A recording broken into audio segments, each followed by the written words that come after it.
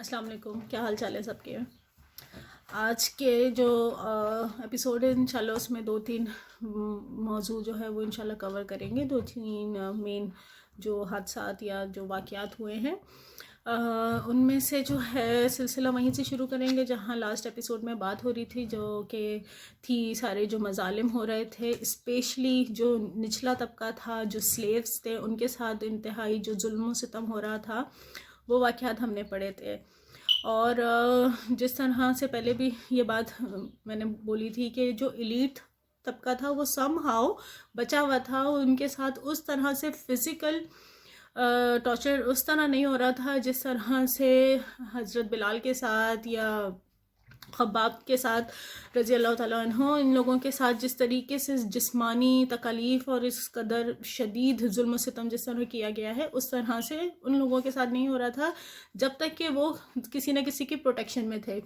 لیکن جیسے جیسے وقت گزرتا رہا، حالات اور جو ہے وہ سخت سے سخت ہوتے گئے، اور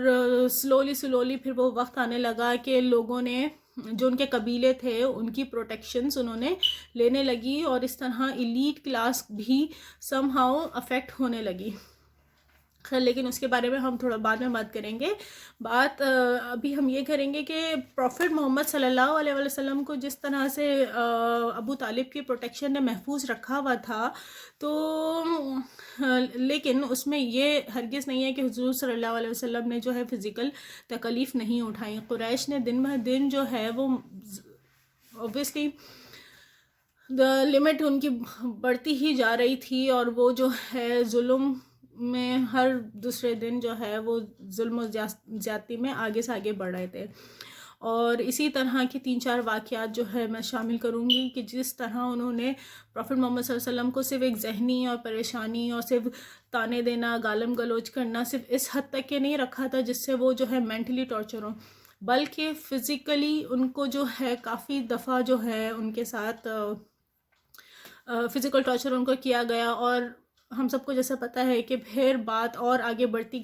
گئی یہاں تک کہ ان کے قتل کے منصوبے بننے لگے، اور پھر اللہ تعالیٰ نے ان کو بہت جگہوں پہ بہت سی چیزوں سے محفوظ بھی کیا، اور بہت دفعہ جو ہے پروفٹ محمد صلی اللہ علیہ وسلم کو اللہ تعالیٰ نے ان چیزوں سے گزارا بھی. اور اسی طریقے سے کہ ہمیں پتہ ہے کہ لاسٹ میں پھر وہ وقت آ گیا کہ ان لوگوں نے فائنل پھر سے ایک دفعہ قتل کا منصوبہ بنایا، اور پھر پروفٹ محمد صلی اللہ علیہ وسلم نے کس طرح راتوں رات جو ہے وہ ہجرت کری. انہی چند قصوں میں سے 1-2 قصے شامل کروں گی جو شاید پہلے نہ آپ لوگوں نے سنے ہوں، اگر سنے بھی ہیں تو ایک ریکال کرنے کے لیے. فلو میں ہم کیونکہ جا رہے ہیں تو ہمیں پتہ ہے کہ ایلیٹ جو سارے یہ سردار تھے، جو سارے اسپیشلی کس طرح یہ سب جو ہے سر جوڑ کے بیٹھتے تھے اور پروفٹ محمد صلی اللہ علیہ وسلم کے خلاف جو ہے وہ سازشیں کرتے تھے، مذاق اڑاتے تھے. ان میں ابو جہل، امیہ اور حکیم بن ابی عاص اور عقبہ بن ابی معیط، یہ سارے نام جو ہے وہ زیادہ ڈومینیٹنگ تھے اور پرومیننٹ تھے. اور دیکھیں اس ٹائم کے جو بھی یہ سارے سردار تھے یا جو بھی سارے لوگ تھے جو کہ اسلام کے خلاف جو ہے ایکشنز کر رہے تھے، ان میں ہم ان کو 2 طرح کی کیٹیگریز میں ڈال سکتے ہیں. ایک تو وہ جو کہ حد سے زیادہ گر گئے اور جن کا ذکر ابھی میں کروں گی، لائک کوئی لمٹ نہیں تھی اور ہر طرح کے مظالم کرتے تھے، اور جیسے پچھلی ایپیسوڈ میں بھی کہ حد سے زیادہ جو ہے وہ غلاموں کے ساتھ کس طرح کے ان کے رویے تھے. لیکن اس کی دوسری ہی طرف کچھ ایسے بھی لوگ تھے جو کہ جن کو اللہ نے نرم دل دیا تھا اور تھرو آؤٹ انہوں نے اسلام کی مدد کری، جن میں سے کچھ لوگوں کو اللہ تعالیٰ نے ایونچولی گائیڈ کیا اور وہ مسلمان ہو گئے، جس میں خالد بن ولید ہیں، ابو سفیان ہیں، عمر فاروق بھی بہت بعد میں لے کر آئے، لیکن پھر اگین ان کا اسٹیٹس کہ جو ہے اللہ تعالیٰ نے پھر اوبویسلی ان کو گائیڈنس دی، اور ان کے اللہ تعالیٰ نے جو بھی پچھلے کے گناہ تھے وہ معاف کیا. اور بے شک یہ سب صحابی ہیں اور ہم سب ان کی رسپیکٹ کرتے ہیں. لیکن تو یہ ایک چیز سمجھنے کی ہے کہ کس طرح سے ان لوگوں نے جو اسپیشلی جو حد سے زیادہ گر گئے ان لوگوں کا ہی چلو وہیں سے ذکر کرنا شروع کرتی ہوں. تو ایک دفعہ کا واقعہ ہے کہ یہی سارے جو میں نے ابھی نام لیے، یہ سارے سردار سر جوڑ کے بیٹھے ہوئے تھے، اور انہوں نے جو ہے وہ پروفٹ محمد صلی اللہ علیہ وسلم کو جو ہے وہ نماز پڑھتے ہوئے دیکھا، اور جو ہے آپس میں اس نے عقبہ بن ابی معیط اس نے کہا کہ اس نے کیا کیا کہ پروفٹ محمد صلی اللہ علیہ وسلم نماز حرم میں پڑھ رہے تھے، اور اس نے جا کے کوئی چادر کے تھرو حضور صلی اللہ علیہ وسلم کا گلا پکڑ لیا، اور پیچھے سے جو ہے اس نے پروفٹ محمد صلی اللہ علیہ وسلم کا گلا دبانے کی کوشش کی، لائک بالکل چوک کر دیا نا. اور پھر حضرت ابو بکر صدیق رضی اللہ عنہ انہوں نے دیکھا تو انہوں نے آ کے پیچھے سے بچایا، لیکن اس ٹائم تک کے حالات اتنے خراب ہو چکے تھے کہ باقاعدہ پیچھے سے ابو بکر رضی اللہ تعالیٰ عنہ کے اوپر بھی ان کے اوپر اٹیک کیا، اور ان سے بھی جو ہے فزیکل ہوئے. اور جو ہے اور اس چیز کا ذکر جو ہے سورہ غافر میں بھی پروفٹ محمد صلی اللہ علیہ وسلم کو جو ابو بکر نے ان کی آنکھ کے پیچھے سے بچایا، اس واقعے کا ریفرنس جو ہے وہ سورہ غافر میں بھی آتا ہے. اس کے علاوہ ایک اور واقعہ ہے حضرت ابن مسعود سے. ابن مسعود جو تھے وہ جو ہے قریش کے نہیں تھے، ان کا تعلق مدینہ سے تھا، اور وہ بھی اوبیسلی نچلے طبقے سے ان کا تعلق تھا، اور قریش کے اسٹیٹس کے حساب سے. اور ان سے یہ روایت ہے، ان کے جو ایک اسٹوڈنٹ ہیں وہ ان سے پوچھتے ہیں کہ جو ہے بخاری میں ہے یہ والا واقعہ کہ پروفٹ محمد صلی اللہ علیہ وسلم جو ہے ایک دفعہ نماز پڑھ رہے تھے، اور ابو جہل وہی اپنی محفل میں بیٹھا ہوا تھا، اور اس نے کہا کہ کون ہے جو جائے گا اور اونٹ کی جو اوجڑی ہے، جو کہ اوبیسلی کہیں گند میں پڑی ہوگی، کہ وہ اوجڑی اٹھا کے لے کر آئے گا، اور حضور صلی اللہ علیہ وسلم جب سجدہ کریں تو ان کے اوپر ڈالے گا. اور اس میں لائک اس شدید غلیظ ترین کام کرنے کے لیے عقبہ بن ابی معیط نے جو ہے وہ والنٹیئر کیا. وہ گیا، عقبہ بن ابی معیط وہ گیا، وہ جا کے اوجڑی لے کر آیا، اور جب پروفٹ محمد صلی اللہ علیہ وآلہ وسلم سجدے میں تھے تو لا کے اس نے اوپر رکھ دی. امیجن کہ لازمی کتنی ایک تو گندگی، اوپر سے اس کا سائز، اونٹ کی اوجڑی کتنی ہیوی ہوگی. پروفٹ محمد صلی اللہ علیہ وسلم سجدے سے نہیں اٹھ سکے، یہاں تک کہ ایون یہ سارا واقعہ ابن ابی مسعود سے جو ہے روایت ہے، وہ خود دیکھ رہے ہیں، وہ بتاتے ہیں، لیکن وہ اس پوزیشن میں نہیں تھے کہ وہ جا کے پروفٹ محمد صلی اللہ علیہ وسلم کی ہیلپ کر سکتے ہیں. کسی طرح سے حضرت فاطمہ کو یہ اس بات کی خبر پہنچی تو وہ گھر سے بھاگتی ہوئی آئی، اور انہوں نے آ کے جو ہے وہ اوجڑی ہٹائی. اور جو ہے اس کے بعد پھر پروفٹ محمد صلی اللہ علیہ وآلہ وسلم جب تھوڑا سیٹل ہوئے، کھڑے ہوئے، تو انہوں نے 3 بار جو ہے فرمایا اللہم علیک بقریش، کہ یا اللہ تعالیٰ تو قریش کو پکڑ لے.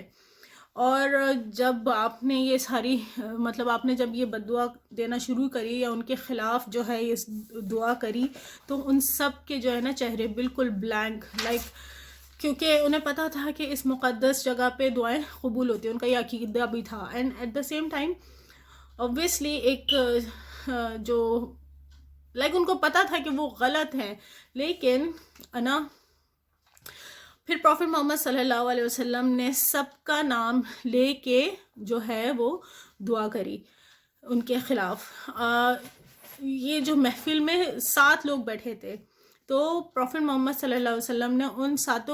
کا نام لے کے جو ہے دعا کری کہ یا اللہ تعالیٰ تو ابو جہل کو پکڑ لے، یا اللہ تعالیٰ تو عتبہ بن ربیعہ کو پکڑ لے. اور اس طرح کرتے کرتے 7 کے نام لیے، یعنی کہ ابو جہل، عتبہ بن ربیعہ، شیبہ بن ربیعہ، ولید بن عتبہ، امیہ بن خلف اور عقبہ بن ابی معیط. اور 7ویں بندے کا نام جو یہ حدیث لکھنے والے ہیں وہ کہتے ہیں کہ وہ 7ویں بندے کا نام بھول گئے. لیکن پھر آگے ابھی ابن مسعود رضی اللہ تعالیٰ عنہ سے روایت ہے کہ وہ کہتے ہیں کہ جس بندے کا نام پروفٹ محمد صلی اللہ علیہ وآلہ وسلم نے اس دن لیا تھا 3 بار، تو جنگ بدر میں جو پہلی جنگ تھی اس میں یہ 7 کے 7 ہلاک تھے. اینڈ بہت انٹرسٹنگ ہے، انشاءاللہ آگے جب پہنچیں گے اور جنگ بدر کا جو واقعہ ہم کریں گے کہ کس طرح اللہ تعالیٰ نے ان لوگوں کو موت دی. سیریسلی لائک پڑھنے والا یا سننے والے واقعات ہیں یہ، کہ کس طرح اللہ تعالیٰ نے ان لوگوں کو موت دی اور کس طرح یہ لوگ مرے ہیں. اسی طریقے سے پھر جو ہے ایک اور واقعہ ہے کہ ایک بار پھر یہی سارے محفل لگا کے بیٹھے تھے. یہ والی روایت جو ہے حضرت ابو ہریرہ رضی اللہ تعالیٰ عنہ سے صحیح مسلم میں ہے کہ یہ سب سردار جو ہے محفل لگا کے بیٹھے تھے، اور ابو جہل نے کہا کہ محمد صلی اللہ علیہ وسلم آپ لوگوں کے سامنے روبرو جو ہے، آپ لوگوں کے سامنے ان کا چہرہ میں خاک آلود کروں گا. تو جو ہے سارے اس پہ جو ہے وہ محفل میں جو ان کے ساتھی تھے وہ سب خوش ہو گئے اور وہی ہنسی ٹھٹا کرنے لگے.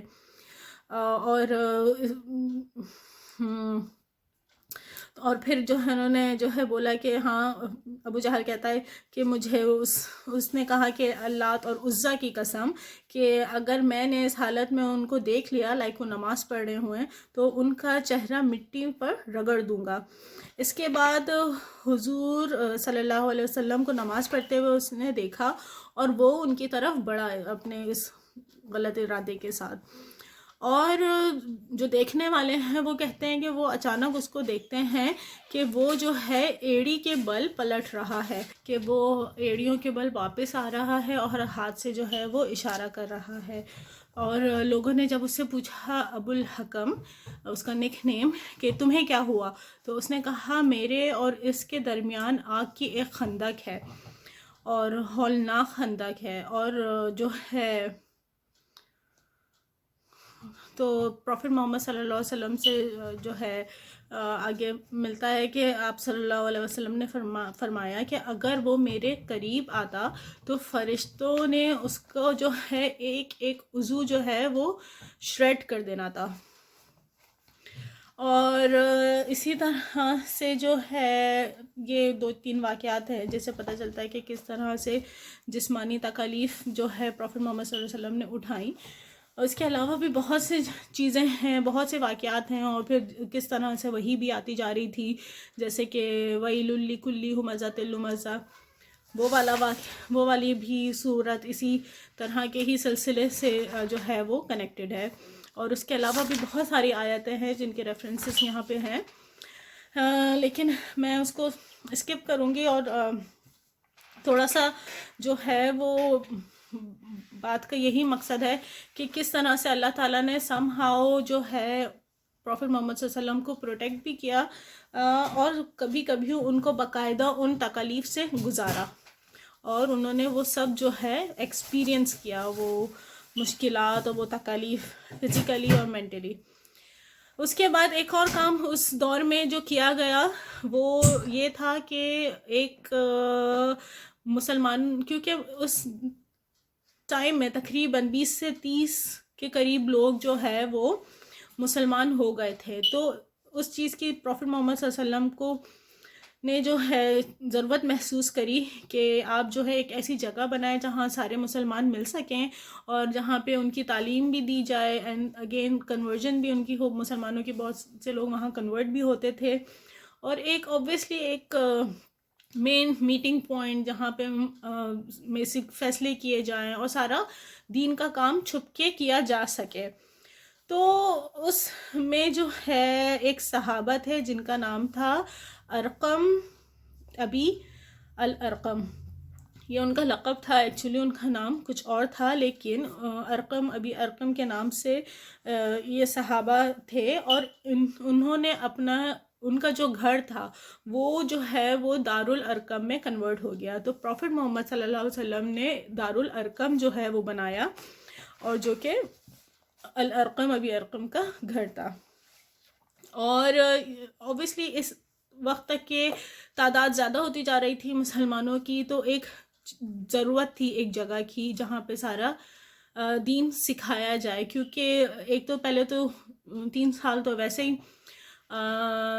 چھپ کے پبلکلی دعویٰ نہیں ہو رہا تھا، چھپ کے دعویٰ ہو رہا تھا. تو جیسے جیسے وہی آتی جا رہی تھی، سارے صحابہ جو ہے اوبیسلی وہ لوگ تو میمورائز کرتے تھے، کوئی لکھنے کا یا کتاب کا چکر تو تھا نہیں.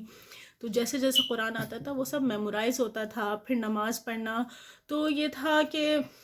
یہ سب کام اندر ہی اندر ہو رہا تھا. اور 3-4 بات جو اس سے ریلیٹڈ ہیں کہ جو ہے کچھ حالات بھی اس طرح ہو گئے، کچھ واقعات ایسے ہو گئے کہ صحابہ جو ہے کہیں چھپ کے نماز پڑھ رہے تھے اور کسی قریش نے دیکھ لیا، اور تو آپس میں لڑائی جھگڑا اس طرح ہو گیا کہ انہیں لگا کہ اب یہ بات بہت بڑھ جائے گی. تو کچھ چیزوں کو مطلب ہمیں جو ہے ایک کوئی میٹنگ پوائنٹ بنانا پڑے گا جہاں پہ ہم سب جو ہے وہ عبادت کر سکیں. تو اس لیے اللہ تعالیٰ کی طرف سے حکمت دیکھیں کہ جو ارقم تھے صحابی رضی اللہ عنہ، وہ جو ہے لائک وہ اوبیسلی بہت ینگ تھے، لیکن ان کے والد کی ڈیتھ ہو گئی تھی جس کی وجہ سے ان کے پاس پراپرٹی تھی. ان کا گھر ڈیفینیٹلی وی کین امیجن، ہمیں 100% تو نہیں پتہ لیکن اوبیسلی وی کین امیجن کہ لائک روز وہاں پہ جو ہے 30-40 افراد جمع ہو رہے ہیں اور ان کو وہاں پہ جو ہے تبلیغ کا درس کا کام چل رہا ہے. تو ریلیٹیولی مکہ کے جو گھر اس زمانے کے تھے اس حساب سے تھوڑا بڑا ہوگا. اس کے علاوہ یہ جو صحابہ تھے ان کا تعلق تھا بنو مخزوم سے. بنو مخزوم تھا قبیلہ ابو جہل کا، ٹھیک ہے. پروفٹ محمد صلی اللہ علیہ وسلم کا قبیلہ کون سا تھا؟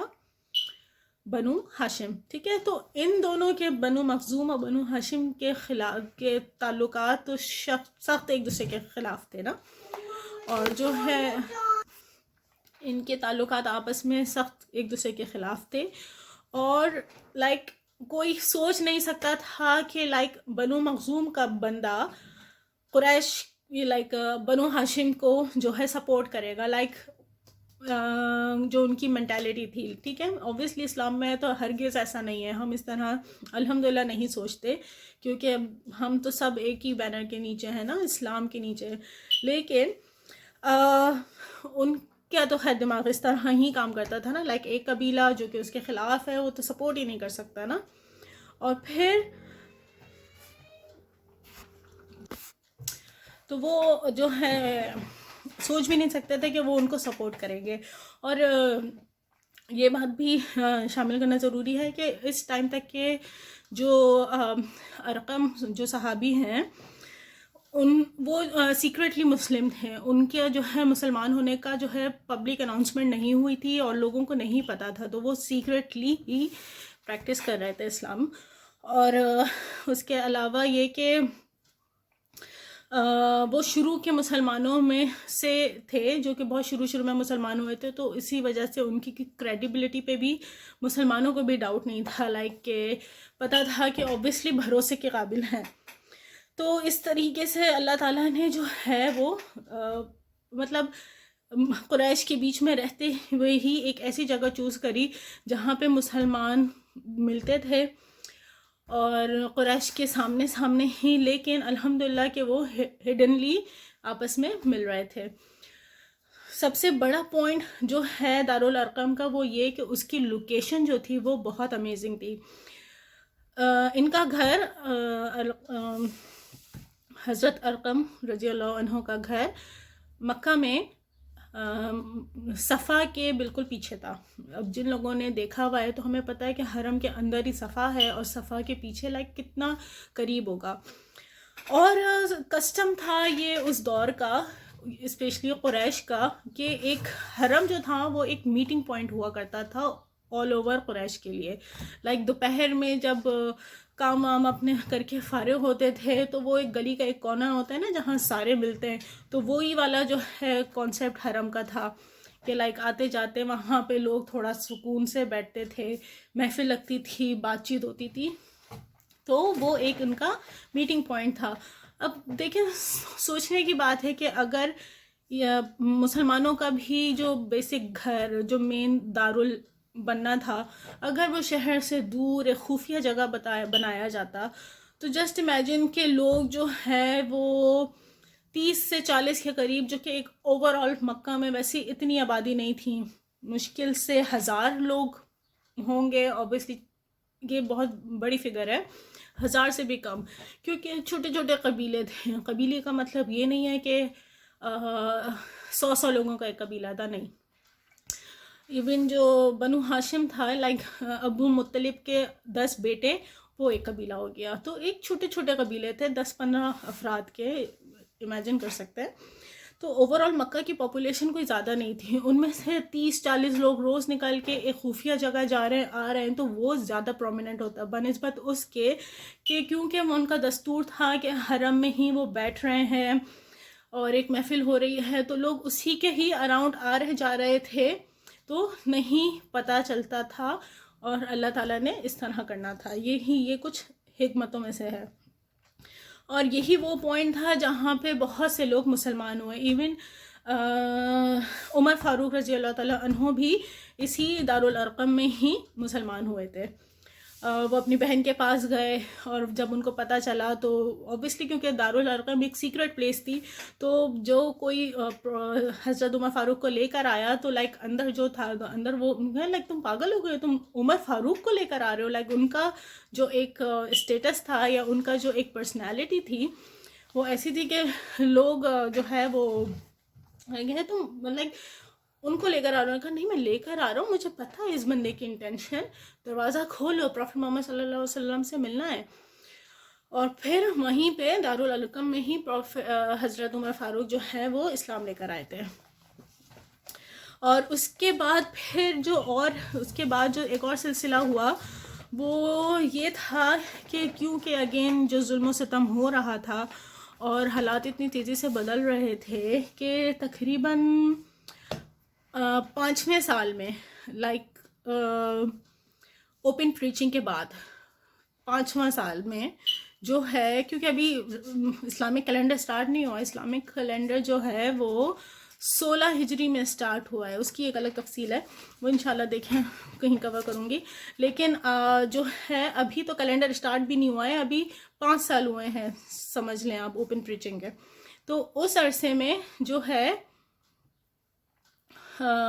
حضور صلی اللہ علیہ وسلم نے اوبیسلی حالات سخت خراب ہوتے رہے، تو حضور صلی اللہ علیہ وسلم نے کچھ لوگوں کو بولا کہ ایک ملک ہے ابن سینا، جہاں کا بادشاہ عدل کرنے والا ہے، تو وہاں پہ لوگ جو ہے، جو لوگ مائیگریٹ ہو سکتے ہیں، جو لوگ ہجرت کر سکتے ہیں، وہ وہاں پہ ہجرت کر جائیں. اور اس زمانے میں جو لوگ گئے ان میں تعداد بتائی جاتی ہے کہ 10 مرد اور 4 عورتیں، ٹوٹل جو ہے وہ 15 کی فگر آتی ہے کہ 15 لوگوں نے پہلے ہجرت کری ابن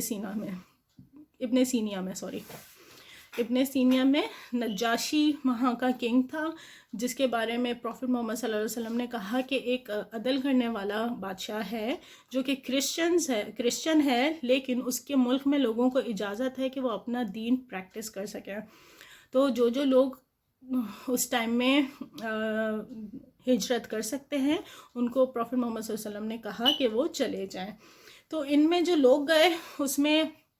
عثمان رضی اللہ تعالیٰ عنہ، جو کہ ہسبینڈ تھے حضرت رقیہ کے، جو کہ پروفیٹ محمد صلی اللہ علیہ وسلم کی بیٹی تھیں. تو یعنی کہ ان کی بیٹی اور داماد ان لوگوں میں سے تھے شروع میں جنہوں نے پہلی ہجرت کری.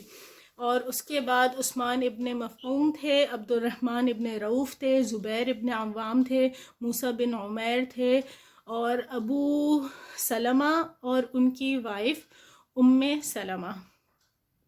جن کو ابو سلمہ وہ تھے جن کی وہاں ڈیتھ ہو گئی تھی، اور پھر سلمہ وہ ہیں جن سے پروفیٹ محمد صلی اللہ علیہ وسلم نے شادی کی تھی، اور وہ امہات المومنین میں سے ہیں. اور جو ہے یہ وہ نام ہیں جو کہ شروع میں وہاں گئے. اس کے علاوہ بھی کچھ اور کپلز کے ہیں نام، یہ پوری لسٹ نہیں ہے، لیکن عامر بن ربیعہ اور ان کی وائف لیلا، یہ بھی ان لوگوں میں شامل تھے جو شروع میں جو ہے وہاں پہ گئے. اچھا، اب یہ کہ ان لوگوں میں جو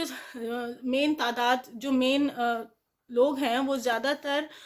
ایلیٹ کلاس والے لوگ تھے، ٹھیک ہے. جو غلام تھے جن کو سب سے زیادہ ضرورت تھی, جن کے اوپر سب سے زیادہ تشدد ہو رہا تھا, وہ بیچارے اس ٹائم میں اس قابل نہیں تھے کہ وہ جا سکتے. یہ لوگ بھی وہ لوگ تھے جن کی سم ہاؤ پروٹیکشن ختم ہونے لگ گئی تھی, کیونکہ ہمیں پتہ چلتا ہے کہ حضرت ابو بکر فاروق بھی ان لوگوں میں شامل تھے, لیکن میں ان کا قصہ بعد میں بتاتی ہوں. تو کیونکہ ان کے قبیلے نے ان کو پروٹیکشن دینے سے وقت آیا, لائک 5 سال لمبا عرصہ ہے, تو اس میں ایک وقت آ گیا کہ وہ ان کے اپنے قبیلوں نے بولا کہ بھئی اب تم ہماری انڈر پروٹیکشن میں نہیں ہو, اور پھر ان کے اوپر بھی باقاعدہ طور پہ جو ہے وہ ظلم و ستم ہونے لگ گئے تھے. یہی وجہ تھی جب پروفٹ محمد صلی اللہ علیہ وسلم کو حضرت ابو بکر نے آ کے بچایا تو ان کے اوپر باقاعدہ فزیکل حملہ ہوا, اسی لیے کیونکہ ان کے اوپر کسی کی پروٹیکشن نہیں تھی, نہیں تو یہ دستور نہیں تھا اس وقت کا. اور پھر کچھ لوگ کہتے ہیں کہ یہ والی ہجرت جو تھی وہ چھپ کر ہوئی تھی, اور کچھ کہتے ہیں, کچھ علماء کہتے ہیں کہ یہ والی ہجرت جو ہے وہ اوپنلی ہوئی تھی. اور اس کے لیے ایک حدیث ملتی ہے, کسی کتاب میں ہے جو میں شامل کروں گی, کہ ایک دفعہ جو ہے عامر بن ربیعہ اور ان کی وائف لیلا, یہ لوگ بھی ان میں شامل تھے. تو جو لیلا تھیں وہ اپنا بیگ پیک کر رہی تھیں رضی اللہ عنہ, اور یہ لوگ جو ہے بیگ پیک کر کے جو ہے وہ اونٹ کے اوپر رکھ رہی تھیں, اور اس پہ جو ہے حضرت عمر فاروق رضی اللہ تعالیٰ عنہ نے دیکھا, اور انہوں نے پوچھا کہ مطلب کیا ہو رہا ہے, کہاں جا رہی ہو. اوبویسلی یہ کوئی سیزن تو نہیں ہے, کیا کہتے ہیں اس کا, وہ جو ان کے تجارت کا مہینے ہوتے تھے, کہ وہ تو یہ سیزن نہیں ہے, تو تم اس ٹائم پہ پیک کر کے کہاں جا رہی ہو. سمجھنے کے بعد یہاں پہ یہ بھی میں شامل کروں گی کہ لائک ٹریولنگ کرنا اس زمانے میں ہمارے جیسے دور جیسا ہرگز نہیں ہے. لائک ہم امیجن کر سکتے ہیں کہ اونٹ کتنا سامان کیری کر لے گا. آپ ایک ملک, اپنا گھر چھوڑ کے, اپنی فیملی چھوڑ کے آپ ایسی جگہ جا رہے ہو, نہ وہاں پہ آپ کے لوگ ہیں, نہ کوئی کمیونیکیشن ہے, جو کہ اب ہمارے لیے ایک بہت بڑا ایک سہارا ہوتا ہے. آپ کے پاس کوئی کمیونیکیشن نہیں ہے, آپ کے پاس جو سامان ہے آپ وہ کیری نہیں کر سکتے. ایسا نہیں ہے کہ آپ نے کارگو کرایا اور آپ چلے گئے, آپ کے پاس جو بھی پیسہ ہے آپ نے بینک میں ڈالا اور وہاں جا کے آپ نے جو ہے سب ٹرانسفر کر لیا. نہیں, آپ نے سب کچھ چھوڑ کے جانا ہے. آپ اونٹ پہ جتنا سامان لے کے جا سکتے ہیں آپ بس وہ لے کے جا سکتے ہیں, اور اس کے علاوہ لائک, اور پھر یہ جو ابن سینا تھا یہ افریقہ میں ہے جگہ, لائک آپ کی زبان بھی نہیں, عربک بھی نہیں وہاں بولے جاتی, وہاں دوسری زبان بولی جاتی ہے, اور لائک ٹھیک ٹھاک ڈیفیکلٹ تھا. تو لیلا جو ہے اپنا بیگ پیک کر رہی تھی رضی اللہ تعالیٰ عنہ, اور وہ جو ہے ان سے جب عمر فاروق نے آ کے پوچھا کہ کہاں جا رہی ہو, وہ لائک وہ چڑ گئیں, اور انہوں نے جو ہے اوبویسلی بندہ ایک تو پیکنگ کر رہا ہے ویسے ہی چڑھا ہوا ہوتا ہے, اینڈ دین سب کو چھوڑ کے اتنا مشکل وقت کے دے چوز کہ وہاں جا کے ہم رہیں جہاں پہ ہم دین کو پریکٹس کر سکیں اور یہاں کے مظالم سے بچ سکیں. تو اس کے جواب میں انہوں نے بولا کہ یہ سب کچھ تمہاری وجہ سے ہوا ہے, تم لوگوں نے اتنا ظلم و ستم کر دیا ہے کہ ہم اللہ کی عبادت بھی نہیں کر سکتے. اور وہ کہتی ہیں کہ لائک وہ ایکسپیکٹ نہیں کر رہی تھی کہ آگے سے عمر بن خطاب جو ہے وہ سائلنٹ ہوں گے. عمر بن خطاب کی پرسنالٹی ہی ایسی نہیں نا, لیکن وہ کہتی ہیں کہ عمر بن خطاب خاموش ہو گئے یہ سب سن کے رضی اللہ عنہ, اور وہ کہنے لگے کہ یہ معاملہ یہاں تک پہنچ گیا ہے. لائک وہ امیجن بھی نہیں کر سکتے کہ لائک بات یہاں تک پہنچ گئی ہے کہ لوگ جو ہے اب باقاعدہ مائگریٹ کر رہے ہیں, اپنا ملک چھوڑ کے جانا. اور خیر انہوں نے اگین ان کی پرسنالٹی کے بالکل برعکس کہ وہ انہوں نے کچھ نہیں کیا, وہ چلے گئے, اور انہوں نے بس باقاعدہ یہ دعا کری کہ اللہ تعالیٰ تمہاری مدد کرے, اور وہ چلے گئے. یہ سب جو ہے جب لیلا نے اپنے ہسبینڈ کو بتایا جو ان کے شوہر تھے, تو وہ جو ہے وہ تو غصہ ہو گئے کہ لائک انہوں نے ایکسائٹمنٹ میں بتایا کہ عمر بن خطاب کا جو ہے ریاکشن ایسا تھا کہ وہ چپ ہو گئے, اینڈ ہی واز لائک, وہ انہوں نے سنا اینڈ لائک انہوں نے ان کو ہٹ کری یہ بات. لیکن ان کے جو ہے ہسبینڈ عامر ابن ربیعہ وہ کہنے لگے کہ تمہارا دماغ خراب ہے, تمہارا خیال ہے کہ عمر جو ہے اسلام قبول کرے گا. انہوں نے بولا تمہارا خیال ہے کہ وہ اسلام قبول کرے گا، وہ مسلمان ہوگا، اس کے گھر کے والد کے گدھے مسلمان ہو جائیں گے، اس کے گھر کے والد کے گدھے اسلام لے آئیں گے اس سے پہلے. اتنی بڑی سٹیٹمنٹ انہوں نے دی. لیکن اللہ کا کرنا دیکھیں کہ ہم کسی کو جج نہیں کر سکتے. لائک یہ ان واقعات سے ہمیں جو ہے ہمت ملتی ہے اور بوسٹ ملتا ہے کہ لائک اللہ تعالیٰ نے بے شک ان کو معاف کیا، وہ صحابی تھے عامر ابن ربیعہ رضی اللہ عنہ. لیکن یہ واقعات دیکھیں کس قدر جو ہے ایمان بوسٹنگ ہے کہ ہم کس طرح کسی کو جج کرتے ہیں، لیکن اللہ کی نظر میں کیسے جو ہے عمر ابن خطاب نے جو ہے وہ 2 سال کے اندر جو ہے اسلام قبول کیا، اینڈ دین ان کا اسٹیٹس، اور پھر انہوں نے جو اسلام کے لیے کام کیا. اور ان کی پرسنالٹی مجھے بہت پسند ہے. پرسنلی عمر بن خطاب کی پرسنالٹی امیزنگ، مجھے بہت پسند آئی ہے ان کے بارے میں کہ کس طرح ان کا جو تھا انتہائی سخت انسان لیکن دل سے انتہائی نرم انسان. اور اسی طریقے سے خیر پھر یہ ابن سینا کی پہلی ہجرت ہوئی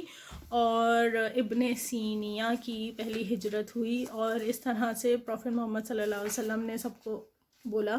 کہ سب جو ہے وہ چلے جائیں. اس کے بعد جو واقعات ہوئے انشاءاللہ اگلی ایپیسوڈ میں شامل کروں گی. بہت انٹرسٹنگ ہے، اگلا والا واقعات بھی بہت انٹرسٹنگ ہے. اسنیک پیک دے دیتی ہوں کہ اس کے بعد کچھ اس طرح سے قریش کے درمیان کچھ اس طرح ہوا کہ جو ہے یہ تعصب ابن سینیا پہنچ گیا کہ قریش کے لوگ مسلمان ہو گئے، اور وہ لوگ جو ہے